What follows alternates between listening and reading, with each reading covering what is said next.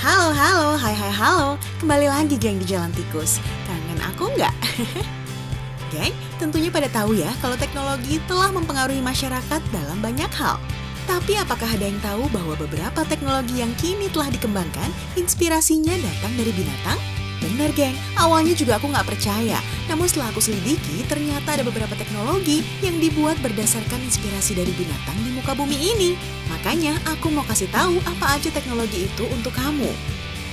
Sebelum nonton jangan lupa subscribe dulu ya channel ini. Pertama, mata lalat.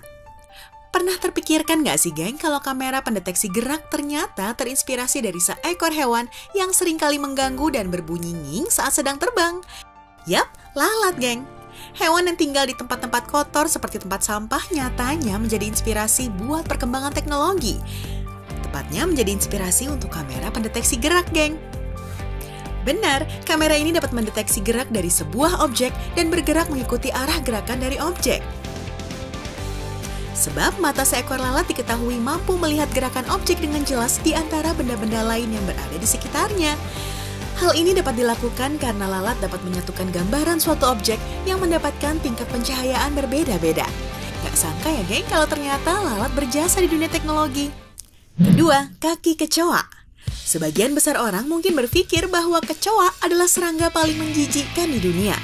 Tapi tahu nggak geng, kalau para ilmuwan sangat kagum pada serangga yang satu ini. Mereka setuju bahwa kecoa memiliki kaki hasil evolusi yang unik. 6 kaki yang dimiliki kecoa membuat mereka dapat bergerak secara mengagumkan dan berlari cepat. Profesor John Smith dari School of Mechanical, Industrial, and Manufacturing Engineering di OSU mengatakan, kalau saat kecoa berlari, mereka hanya perlu menggunakan tindakan otot dibandingkan berpikir, geng. Beliau juga menjelaskan kalau kemampuan kecoa ini merupakan bagian yang tengah diupayakan para ilmuwan agar bisa ada pada sebuah robot. Berbekal kemampuan ini, robot nantinya bisa bergerak lebih cepat tanpa mengeluarkan energi yang besar dan memperhitungkan kekuatan yang mereka butuhkan. Salut deh bisa berpikir sekritis ini. Ketiga, mata udang mantis. Belakangan kita sering mendengar kata 3 dimensi atau 3D ya geng. Apa yang kamu bayangkan saat mendengar kata tersebut? Mungkin film 3D, TV 3D, ponsel 3D, game 3D, atau perangkat lain dengan teknologi 3D yang ada di rumah atau di sekitar kamu. Namun, teknologi 3D ternyata erat kaitannya dengan udang mantis. Loh?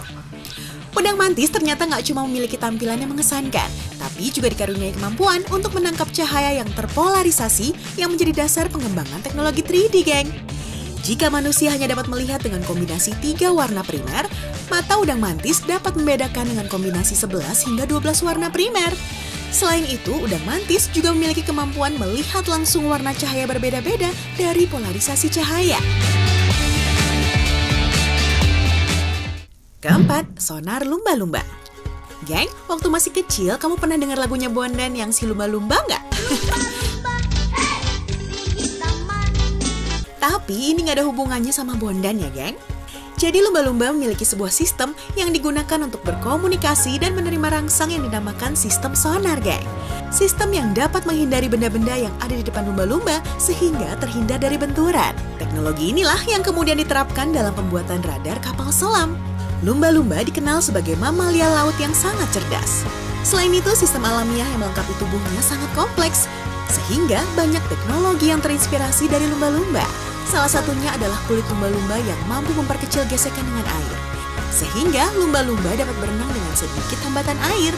Hal ini yang digunakan para perenang untuk merancang baju renang yang mirip kulit lumba-lumba. Ih, lucu banget sih kamu, Dolphin.